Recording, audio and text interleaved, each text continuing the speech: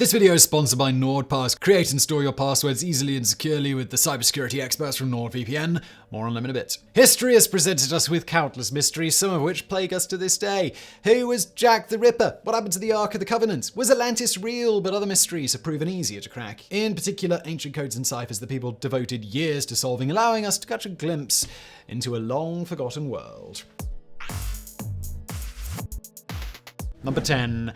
Hieroglyphics. Ancient Egypt has fascinated the modern world since long before it was even modern. The ancient culture is one of the most mysterious and awe-inspiring in all of human history. To this day, the pyramids stand as one of the great wonders of the world, but there was a long gap between their culture and our own, and understanding them was far from an easy task, thanks in no small part to the language gap. Deciphering the hieroglyphics that covered pyramids, scrolls, and sculptures would be the only way to understand a world that had existed as far back as the 28th century BC. In the year 1799, a Frenchman named Bouchard, working for Napoleon, found the Rosetta Stone while digging the foundation for a fort near the town of Rashid. No one had been using hieroglyphs since around the 4th century, but the Rosetta Stone provided the key to understanding them. The stone featured the same decree written in ancient Greek, Demotic script, and hieroglyphics. It was essentially a roadmap for reading the script. Jean-François Champollion was able to compare the glyphs to the Greek texts and first determine the names of Cleopatra and Ptolemy. In 1822, the code had been cracked, and one of the oldest languages in the world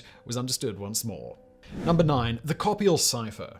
Few ciphers have as weird a history as the Copul cipher, a code used by a secret group known as the Occultist Order, who all had a real thing for eye surgery despite none of them being surgeons.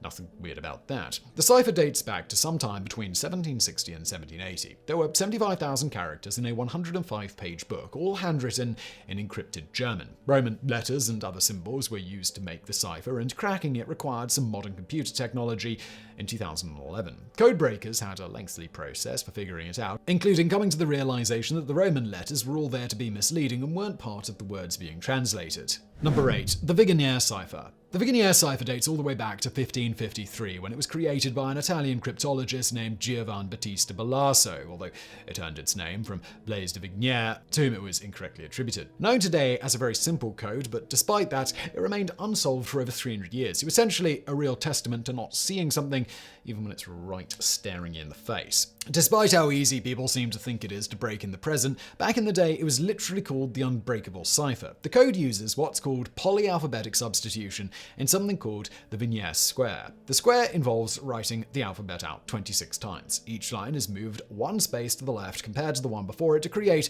a table of substitutions. Throughout the cipher, you would use different alphabets to create the code after choosing a keyword that can be used to decrypt it. A German soldier and codebreaker solved the cipher back in 1861 by following the pattern of repetition. If you're interested, you can actually look up plenty of examples for how to encrypt or decrypt your own messages using it. Number 7. Poe's challenge. When Edgar Allan Poe issues a challenge, people listen, and in 1840 he wrote an article for a magazine asking for people to send him a cipher that he couldn't crack. It was a challenge to see if they could best the famous author. It ran for 6 months, and Poe claimed that it solved every legit cipher that people sent in. He also included 2 for readers to try their hand at solving from a person named Mr. W.B. Tyler, perhaps in a testament to Poe's prowess as a codebreaker or as a prank, because maybe he wrote both of them himself. The codes were not easy to crack at all. In fact, it took 150 years for someone to do it. The first cipher was solved in 1992, and it turned out to be text from a 1713 play called Cato. But the second was harder, and Williams College put up a $2,500 prize for anyone who could break it. It wouldn't be solved until the year 2000, when a software engineer from Toronto managed to figure it out. Part of the problem stemmed from errors in the typesetting as opposed to the cipher itself. Once it was solved, the message was revealed to be just a flowery bit of prose that was perhaps written by Poe, but perhaps not, as it offers no insight into who wrote it or why. Number 6. Bel Ciphers. Legend has it that Thomas J. Bel buried a fortune in gold and jewels back in the 1820s. He hid his treasure somewhere around Bedford, Virginia, and then left a coded message relating to their location to an innkeeper. There are 3 ciphertexts that need to be decoded to find the treasure. One tells you where the treasure is, one tells you what it is, and one tells you who owns it, plus the next of kin. Unfortunately, 2 of these ciphertexts have not been decoded yet. The third is unsolved as well as the first. However, the second one was cracked, and it detailed what the treasure consisted of. According to the deciphered text, Bel buried 1,921 pounds of gold and 5,000 pounds of silver, plus some jewels in iron pots underground. The total value today is estimated to be worth around $100 million. That is, if it's real. Legend has it that the innkeeper, years after receiving the ciphers and realizing Bel was never going to return, tried to crack it himself. He failed and sent it to a friend who used the Declaration of Independence as a key to solve the second cipher. Basically, one had to take the numbers from the cipher and then align them with the document. So the cipher may have said 67, 98, 1167, and that meant you needed to look up the 67th, 98th, and 1167th word of the Declaration. To this day, no one has had any luck solving ciphers 1 and 3. There are many who consider them to be a hoax as well, but the jury's still out on that. But hey, at least one was cracked, and we know that somewhere out there, perhaps, a small fortune awaits a brilliant codebreaker. Alright, we'll get back to today's video in just a second, but first a quick word from today's video sponsor, NordPass. NordPass is a next-generation password manager where cybersecurity meets modern convenience. How many times have you struggled to remember those passwords you use only 2 or 3 times a year? Suddenly you're trying to reset a password, you can't remember the name of your first-grade teacher. Before you know it, half your afternoon is gone. NordPass is the perfect solution to your password management problems. It stores all of your login or credit card information in one super secure password vault, letting you autofill any login with just one click. But NordPass isn't just a one-trick pony. Its password health feature analyzes your passwords, letting you know if they're too old, too weak, or being used across too many websites. If they are, you can use its password generation tool to create and store new and more secure passwords. And if that's not enough, it's also got Data Breach Scanner, a cool NordPass tool that lets you know if your login or credit card information has been leaked somewhere online. And of course, all of this is designed and managed by the same experts who run NordVPN, so you know they've got that proven track record of internet security. Right now, you guys can get 70% off a 2-year NordPass premium plan at nordpass.com/TopTenz, or use the code TopTenz at checkout. Plus, you get an additional month for free.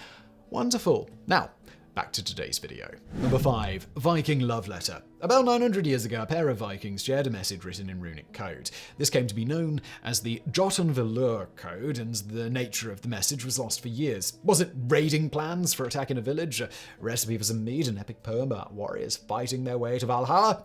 Not exactly. The runes used were carved into a piece of wood. The message was short and typical for the time period, as many simple runic messages were used for literally dozens of reasons. The Jotunvelur code is just one of several ciphers that might have been used at the time, but it's also one of the most rare ones. Only 9 examples of the code have ever been found, and it's believed it was used more as a way of learning how to use runes rather than actually sending coded messages. Vikings used these runic messages to write things like love letters and even jokes and graffiti. The Jotunvelur code was the hardest to crack because there were so few examples, but luckily researchers found one in which 2 people signed their names using both the runes and a much more common script. The result allowed for the translation of the coded message, which turned out just to be "kiss me." And who said Vikings didn't know how to have a good time? Number 4. The Philosopher's Stone. No, it's not just a Harry Potter title. If you believe in alchemy, the Philosopher's Stone is a substance that can turn simple metals like lead or iron into gold. And, arguably more importantly, it was the elixir of life. That meant it was supposed to be capable of making you immortal. In the 1600s, alchemist John Dee and his son Arthur put together a manuscript that included a cipher. It remained undeciphered until 2019, when a conference on alchemy and chemistry brought it to light. 2 scholars with an interest in cracking the code wrote a blog that included the ciphertext in 2021 and put it out to the world for assistance from amateur codebreakers. A man named Richard Bean cracked the code and determined that the code was actually a recipe for the Philosopher's Stone. Whether anyone can follow the recipe and make the stone itself is another matter. Number 3. Cave Pterodactyl. Black Dragon Canyon in Utah has more than an amazing name. Caverns there feature ancient cave paintings that date back to somewhere between the year 1 and 1100 and were credited to the Fremont culture. The pictures on the wall, created in a kind of red ink, have been debated for some time in an effort to determine what they might be. Are they people, animals, or one of the most popular theories, a pterodactyl? A stranger question as it seems, one of the paintings depicted a large bird-like creature with massive wings and a long neck that looked for all the world like a resident of Jurassic Park. And that led to the obvious question of how anyone in Utah a couple of thousand years ago would have known what a pterodactyl looked like. The painting was discovered in 1928, and for decades there was much speculation over the nature of the image. In 2005, with the help of some X-ray fluorescence and a novel piece of software that can help separate pigments, it was determined the image was actually 5 different images overlapping. In reality, it was a human-like figure and several animals, meaning the Fremont people had not, in fact, visited the land of the lost. Number 2. Linear B. Imagine the thrill archaeologist Arthur Evans must have felt back at the turn of the last century when, on the island of Crete, he discovered 3,000 stone tablets written in a language that no living person had ever seen. That was the modern world's first contact with Linear B. The language dates back to around 1400 BC, far earlier than other known languages from the area, and was the earliest form of what would become Greek. It predates what had previously been considered the Greek alphabet by hundreds of years. Evans spent 3 decades working on deciphering what it found. His work was later taken up by Alex Kober, a scholar who also devoted her life to deciphering the text. With the work Evans and Kober had done in place, an architect named Michael Ventris started trying to crack the code in his spare time, even doing so while he served in World War II. He began to translate ancient place names until the language was deciphered fully by Ventris and a man named John Chadwick in the late 1940s through to 1953, revealing itself not to be Minoan, as some had suspected, but the earlier form of Greek. Number 1. Maya glyphs. Back in the 16th century, the thriving Maya culture was nearly destroyed completely by the Spanish. Those that survived had their culture stripped away, their beliefs were replaced by Christianity, and their language was replaced by Spanish. It's a similar story to any time in history when an advanced conqueror comes and lays waste to a native population, and the loss of culture and history is tragic. Fortunately, some of the Maya would survive, and that includes Maya glyphs. The all but lost language has been studied since the conquest of their culture began. Cortes is believed to have sent one of the 4 illustrated Maya books that still exists back to Spain. Deciphering the Maya glyphs proved to be a laborious process. The Spanish had minimal success with them. Efforts picked up some steam in the 1800s, but it was not until the 1900s when many of them were finally translated fully. In 1981, the final piece of the puzzle was deciphered when the language was able to be read out loud for the first time in several hundred years. So I really hope you found this video interesting. If you did, please do hit that thumbs up button below. Don't forget to subscribe, and thank you for watching.